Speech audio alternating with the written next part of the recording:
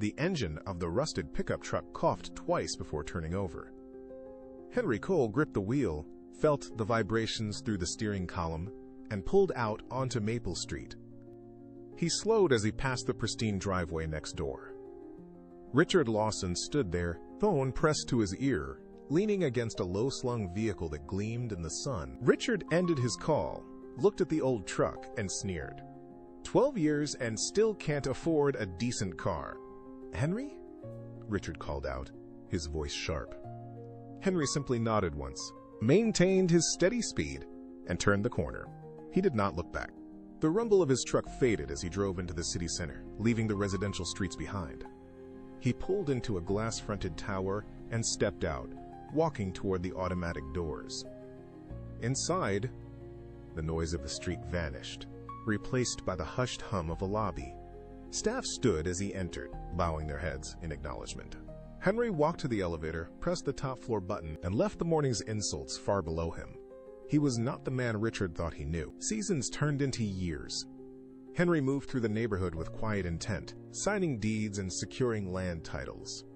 He spent his earnings to keep the houses on Maple Street out of the hands of corporate developers. He stayed in the shadows, watching the street remain exactly as it was.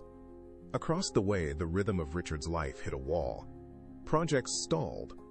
Bank notices piled up in his mailbox. One afternoon, a heavy sign appeared on his own lawn. Henry walked by, slowed his pace, and looked at the whiteboard. Richard stood on the porch, his movements erratic, his gaze fixed on the street.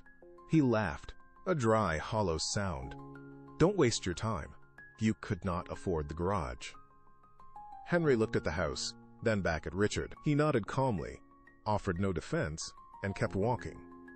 Desperation drove Richard to accept a cash offer days later. The deal was finalized through a blind trust. Richard signed the papers, handed over the keys to a faceless representative, and watched his front door close for the final time. He had no idea who held the deed.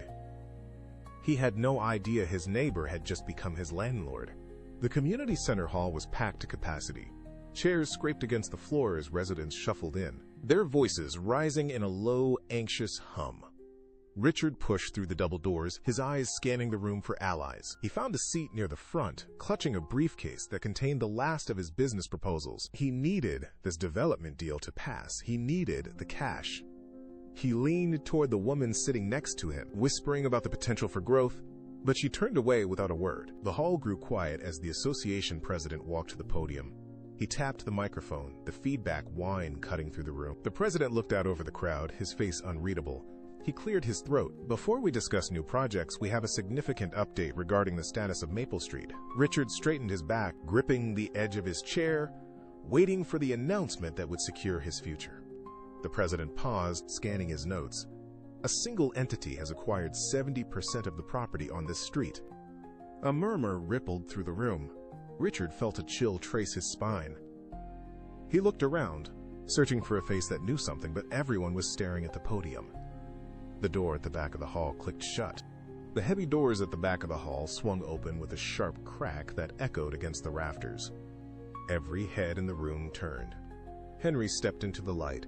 He walked toward the podium with a measured pace, his posture straight, and his gaze locked on the association president. He was not alone. Two figures in dark binders walked at his sides carrying thick files. The room went dead silent. No one shifted. No one whispered. The air felt thin, strained. Richard stood up, his chair clattering loudly against the wooden floor, but he did not speak. Henry reached the front table, paused, and placed a single heavy folder onto the polished surface. He looked directly at the president and gestured for him to open the documents. The president hesitated, then flipped the cover back. His eyes darted across the pages, widening as he processed the signatures. He looked up at Henry, then back at the ink on the paper. The silence stretched, heavy and absolute. Henry leaned forward, the motion slow and deliberate. He looked past the president, directly at Richard. Richard's hands trembled as he gripped the back of the seat in front of him. The truth rippled through the room like a physical weight, settling on every face.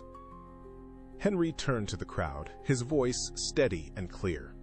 He announced the formation of a neighborhood trust, permanently shielding the homes from further development. Then he looked at Richard. The room waited. Henry offered him a year to remain in his home while he rebuilt his life. Richard slumped back into his seat, his face slack with disbelief. He whispered, "Why would you help me?" Henry looked at him, not with malice, but with a quiet, firm resolve. He said, "Because becoming like you would make everything I built worthless." He walked out of the hall, leaving the silence behind him. Years passed.